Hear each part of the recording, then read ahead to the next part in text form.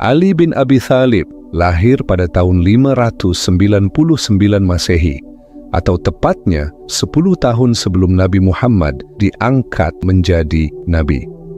Ayahnya bernama Abu Thalib bin Abdul Muthalib bin Hashim yang merupakan paman dari Nabi Muhammad, sedangkan ibunya bernama Fatimah binti Asad, seorang wanita terhormat dari kalangan Bani Hashim. Dari garis keturunannya aja udah kelihatan banget kan kalau Ali ini bukan orang sembarangan. Beliau lahir dari keturunan Hashim yang sangat dihormati di Mekkah. Keluarga Hashim ini terkenal sebagai keluarga yang mulia, penuh kasih sayang, dan juga sebagai pemegang kepemimpinan di Mekkah.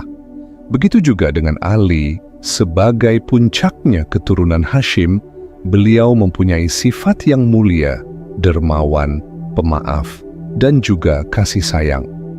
Waktu beliau lahir, Ali diberi nama oleh ibunya sebagai Haidar bin Abi Thalib, yang artinya singa dari keluarganya Abu Thalib. Ada juga versi lain yang mengatakan bahwa nama beliau adalah Asad bin Abi Thalib. Tapi kalian tahu nggak?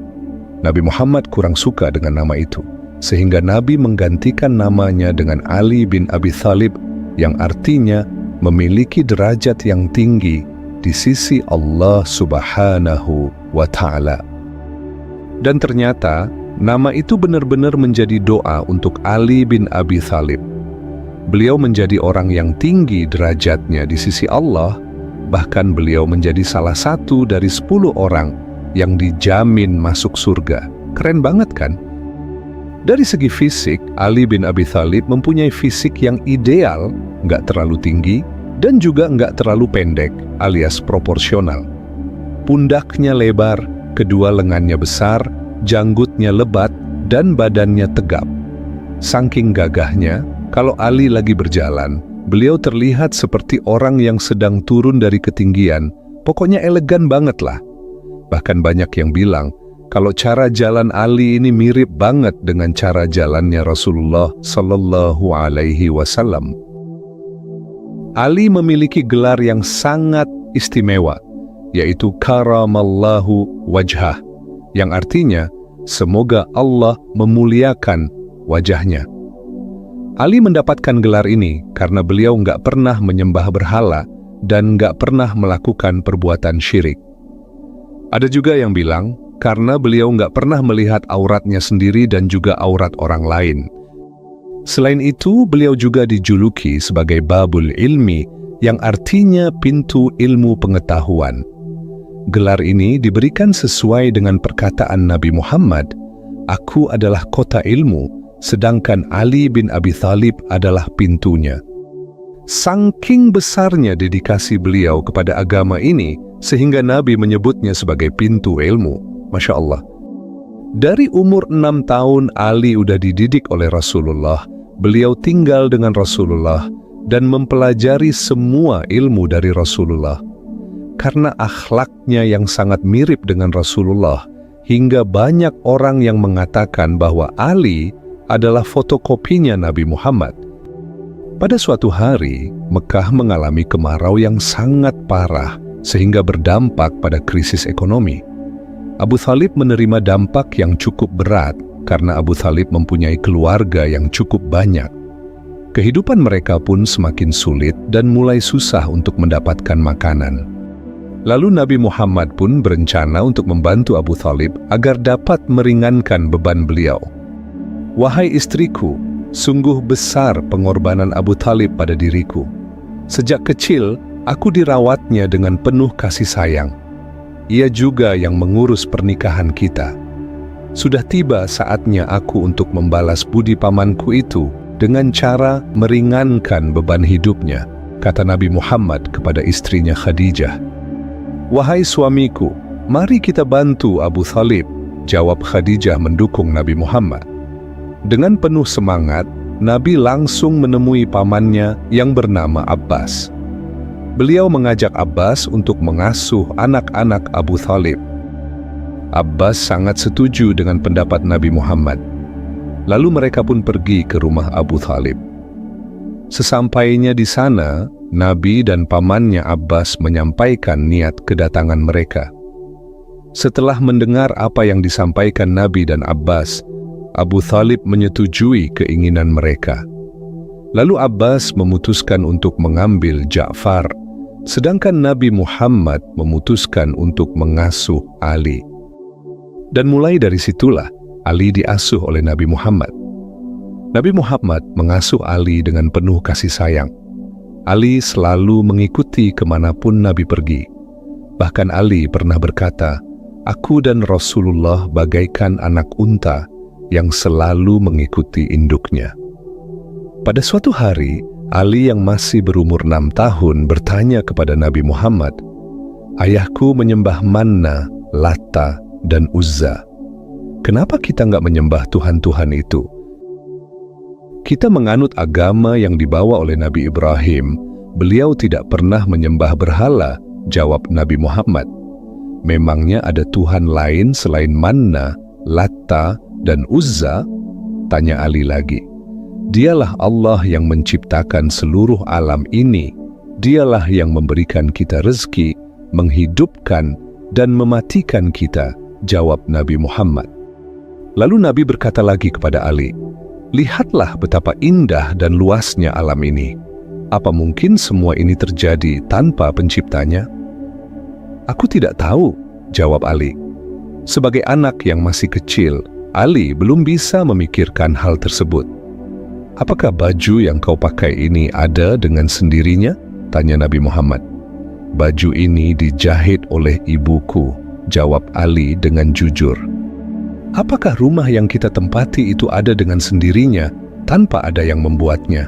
tanya Nabi lagi. "Tentu saja tidak," jawab Ali.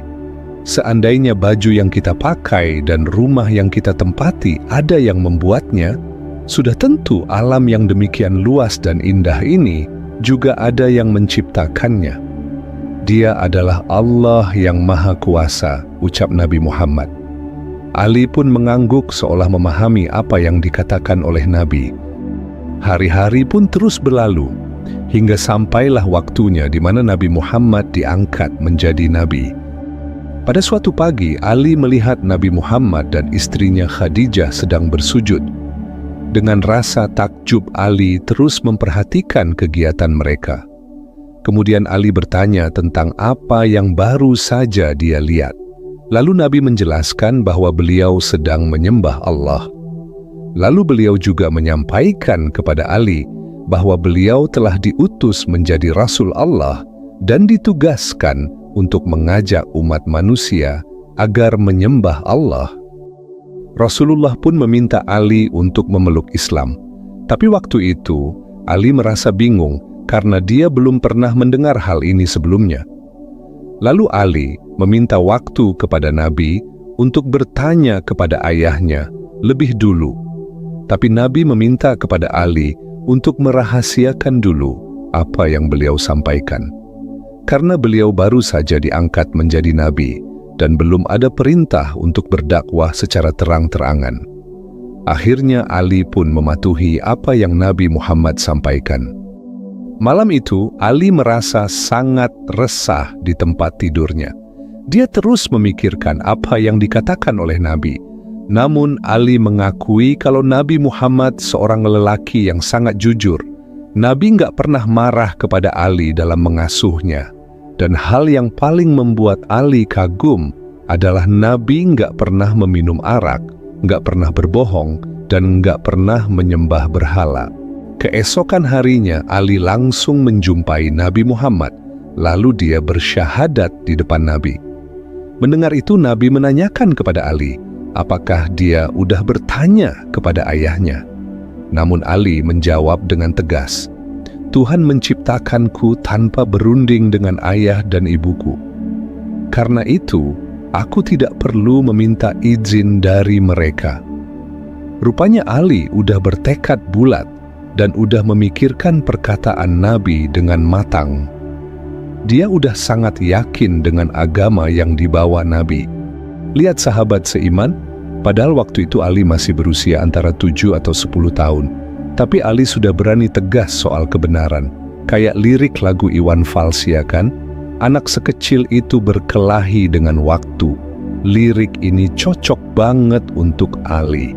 Gimana enggak, umur segitu udah berani ngambil keputusan yang sangat besar resikonya waktu itu. Tapi Ali nggak peduli, asal itu benar, beliau pasti akan menegakkan kebenaran itu. Nggak ada obat, guys. Oke, yuk kita lanjut. Setelah masuk Islam, Nabi mengajak Ali dan Khadijah ke sebuah lembah yang ada mata airnya. Lalu Nabi pun ngobrol dengan mereka.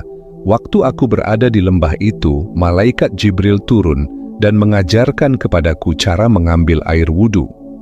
Malaikat Jibril juga mengajarkan kepadaku cara bersujud kepada Allah, seperti yang dilakukan oleh Nabi Ibrahim. Lalu Nabi mengajarkan Ali cara berwudu. Setelah itu mereka semua melaksanakan salat. Hal itu terus-terusan mereka lakukan setiap harinya. Kalau udah datang waktu salat, mereka langsung pergi ke lembah itu untuk beribadah dan tidak diketahui oleh siapapun. Pada suatu hari, Abu Thalib melihat apa yang sedang mereka lakukan. Dia pun mengikuti Nabi, Ali dan Khadijah ke lembah itu dengan diam-diam. Saat mereka sedang melaksanakan salat, tiba-tiba muncullah Abu Thalib di antara mereka. "Apa yang sedang kalian lakukan?" tanya Abu Thalib dengan rasa penasaran. Karena seumur hidupnya dia belum pernah melihat orang bersujud kecuali di depan berhala. "Kami sedang menyembah Allah," jawab Nabi Muhammad. "Apakah ada Tuhan selain Hubal, Lata, dan Uzza?" tanya Abu Thalib. "Dia adalah Allah yang menjadikan alam semesta ini.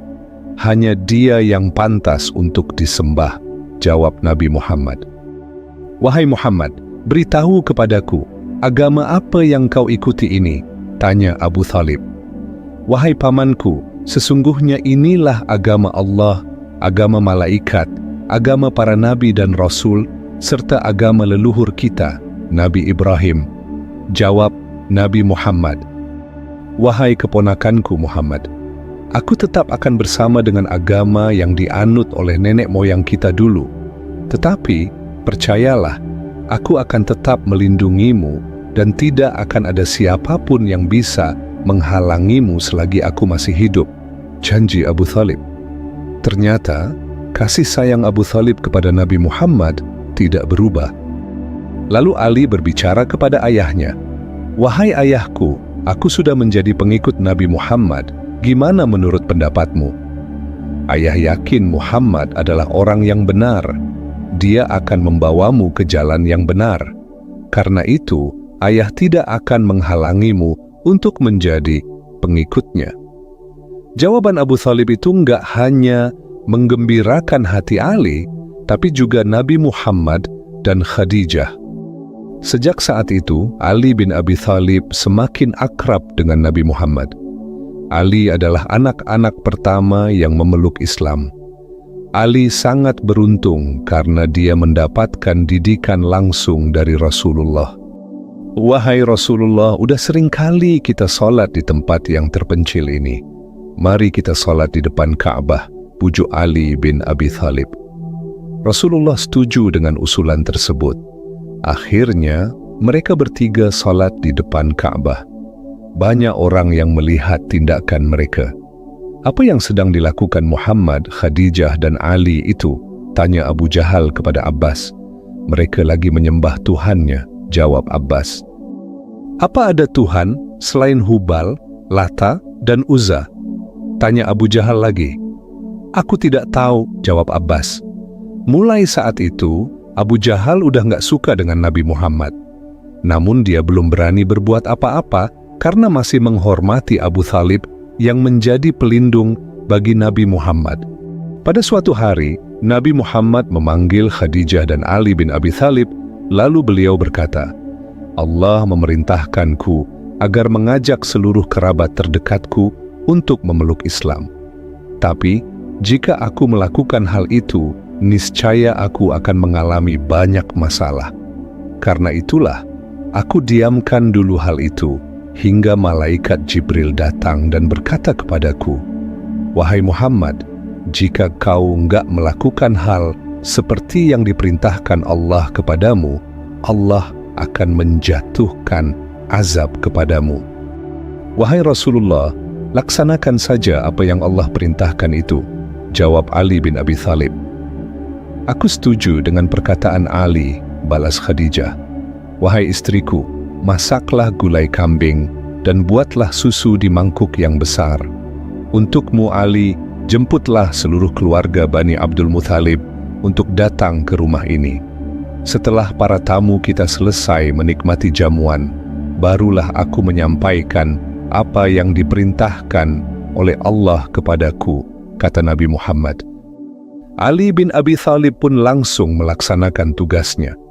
Dia menemui ayahnya dan menyampaikan apa yang Nabi perintahkan. Selanjutnya, dia menemui seluruh kerabat Bani Abdul Muthalib dengan satu persatu. Ali sangat bangga dengan tugas yang diberikan tersebut. Walaupun dia masih berumur 10 tahun, dirinya udah mendapati kepercayaan dari Nabi Muhammad.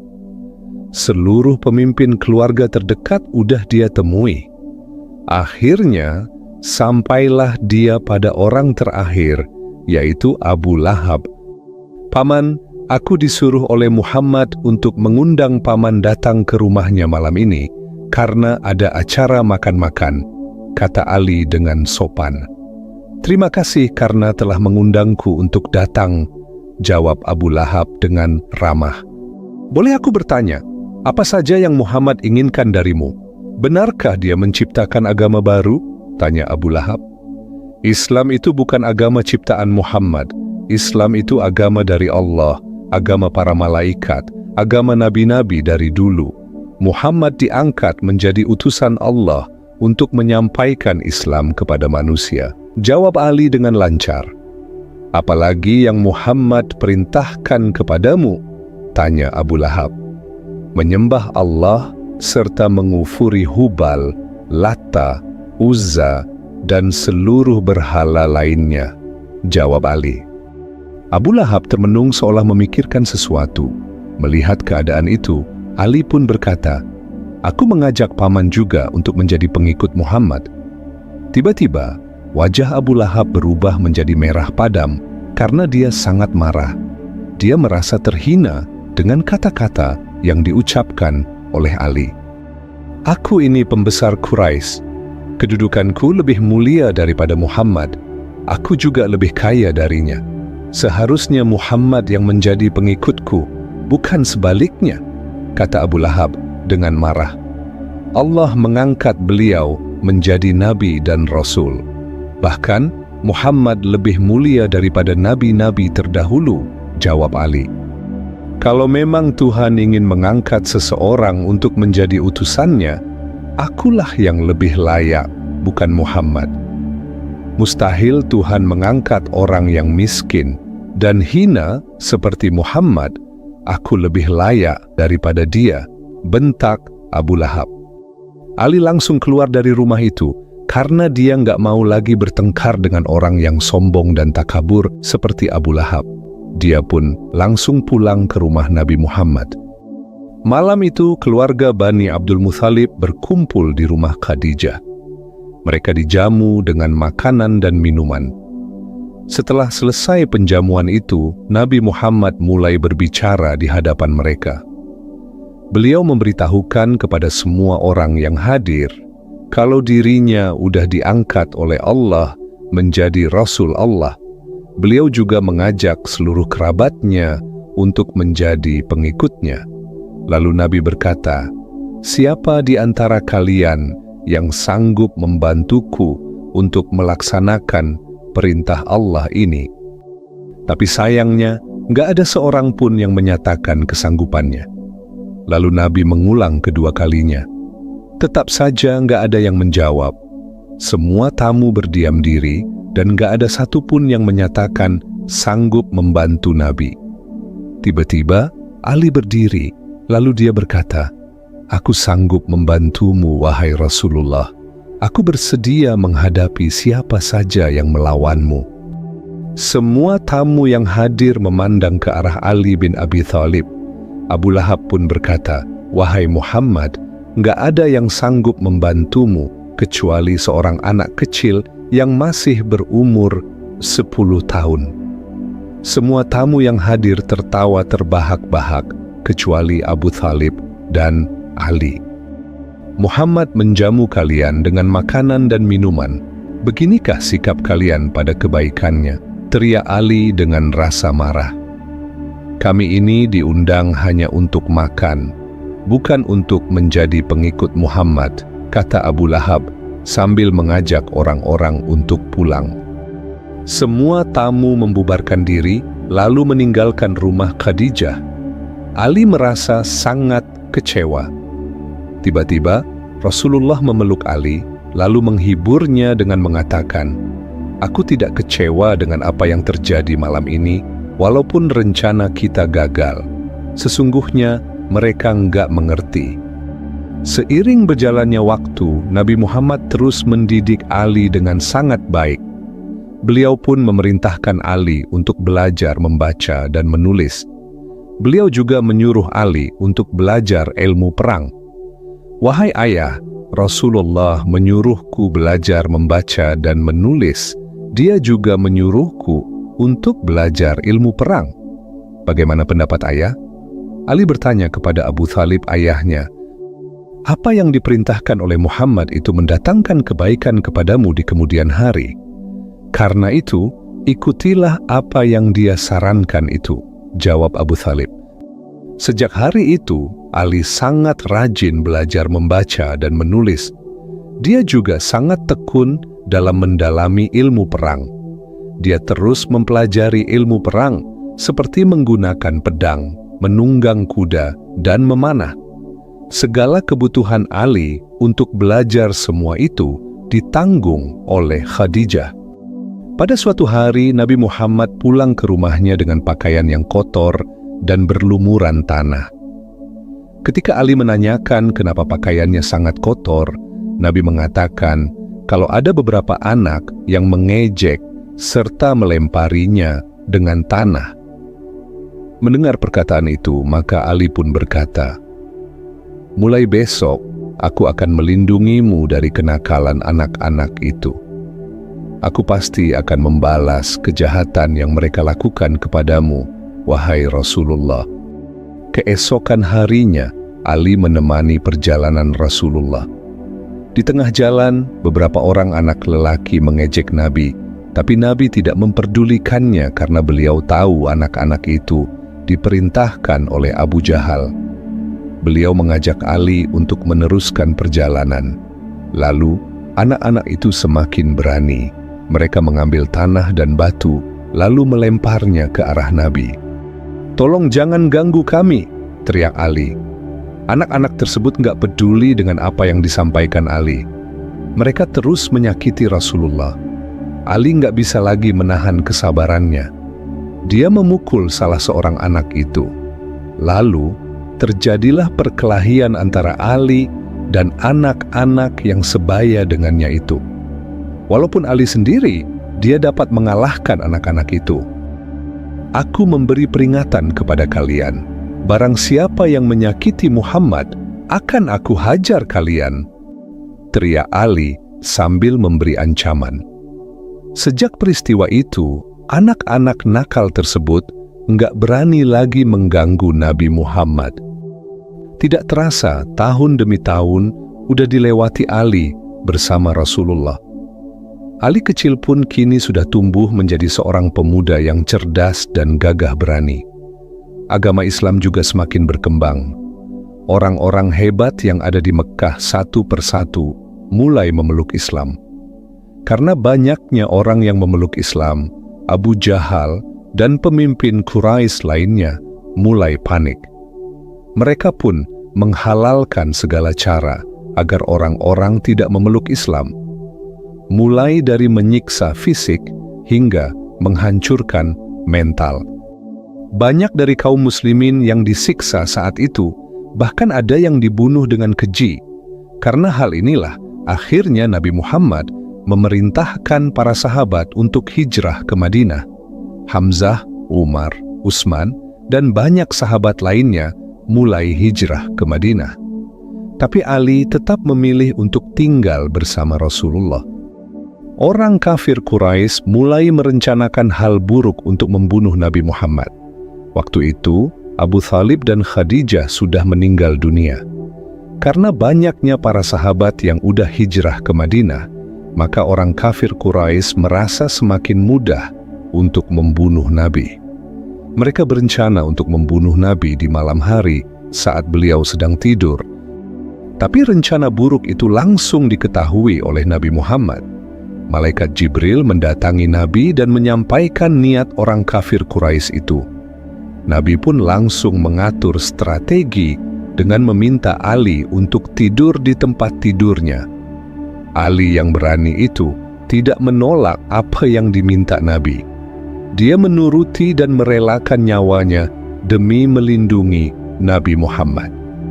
Malam itu, suasana di sekitar rumah Nabi sangat mencekam. Orang kafir Quraisy mengepung rumah beliau, mereka udah siap untuk membunuh Nabi. Ali langsung melaksanakan tugasnya, dia menggantikan posisi Nabi dengan tidur di tempat tidur beliau. Lalu Nabi keluar dari rumahnya menuju rumah Abu Bakar. Dengan izin Allah, orang kafir Quraisy itu tidak bisa melihat Nabi. Beliau pun menjumpai Abu Bakar, lalu mereka hijrah ke Madinah. Ketika orang kafir Quraisy memasuki rumah Nabi dan mau membunuh beliau, mereka sangat terkejut. Ternyata yang tidur di tempat tidur Nabi adalah Ali. Lalu Abu Jahal bertanya kepada Ali, "Di mana Muhammad?" Bentak Abu Jahal dengan mata yang menatap tajam ke arah Ali. "Beliau udah keluar," jawab Ali dengan berani. "Kapan dia keluar?" tanya Abu Jahal. "Tadi malam," jawab Ali. "Apakah dia pergi ke Madinah?" tanya Abu Jahal. "Hanya Allah yang tahu," jawab Ali. Mendengar jawaban itu, Abu Jahal sangat kesal. Hampir saja dia mau memukul Ali. Tapi Ali nggak gentar sedikit pun, bahkan dia bersiap untuk menghajar Abu Jahal. "Jangan buang-buang waktu, ayo kita kejar Muhammad. Tujuan kita adalah membunuh Muhammad, bukan Ali," kata Abu Lahab sambil mengajak mereka semua keluar dari rumah itu. Keesokan harinya, Ali menjumpai Abbas pamannya. Dia berencana untuk membeli unta dari Abbas. "Wahai paman, aku mau membeli unta ini. Berapapun harganya pasti aku beli," kata Ali kepada Abbas. "Untuk apa kau membeli unta ini? Apakah kau mau hijrah ke Madinah?" tanya Abbas. Mendengar pertanyaan itu, Ali pun terdiam. Melihat keadaan itu, Abbas pun berkata, "Jujur aja, bukankah Muhammad mendidikmu untuk selalu berkata jujur?" "Benar, Paman. Aku ingin pergi ke Madinah. Aku mau mengikuti jejak Nabi Muhammad," jawab Ali. "Wahai Ali, kalau itu niatmu, cepat pilih unta mana yang kau mau. Aku mendengar Abu Jahal dan Abu Lahab mau menawan keluarga Muhammad dan Abu Bakar," kata Abbas. Ali pun langsung memilih unta yang dia mau. Lalu Abbas berkata lagi, "Ali, cepat jemput keluarga Muhammad dan Abu Bakar. Setelah kau jemput mereka, tinggalkan Mekah secepat mungkin. Ingat kata-kataku ini, jangan buang-buang waktu, selamatkan mereka." Ali pun langsung membayar unta itu, lalu dia pergi menjumpai keluarga Nabi dan Abu Bakar. Singkat cerita, mereka pun mulai bersiap-siap untuk hijrah ke Madinah. Yang hijrah di hari itu ada 14 orang. 5 orang laki-laki dan 9 orang perempuan.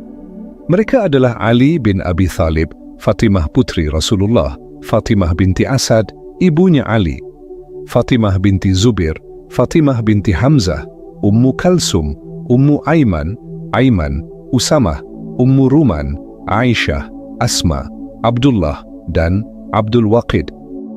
Waktu itu, Fatimah putri Rasulullah tidak memiliki kendaraan. Lalu Ali memberikan untanya untuk ditunggangi Fatimah, dan Ali memilih untuk berjalan kaki. "Perjalanan ke Madinah sangat jauh, wahai Ali. Apa kau sanggup menempuhnya dengan jalan kaki?" tanya Fatimah putri Rasulullah.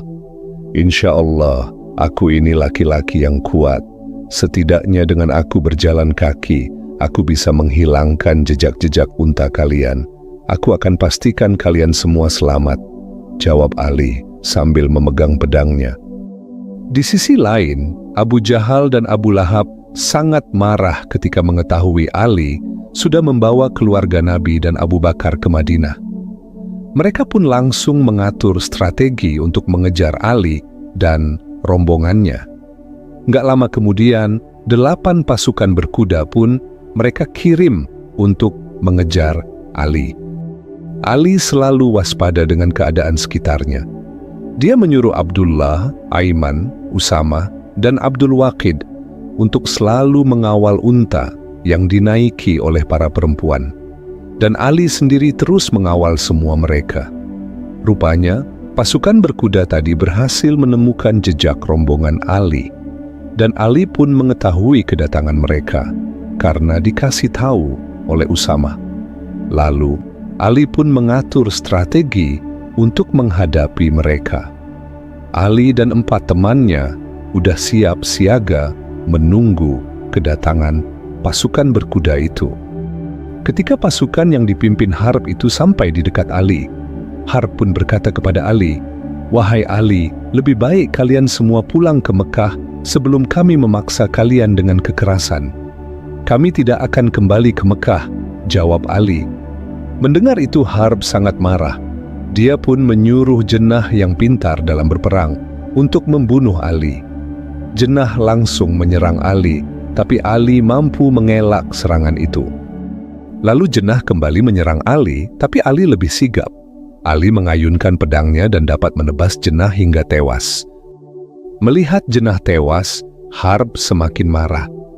Lalu mereka pun menyerang Ali. Saat itulah 4 teman Ali muncul untuk membantu.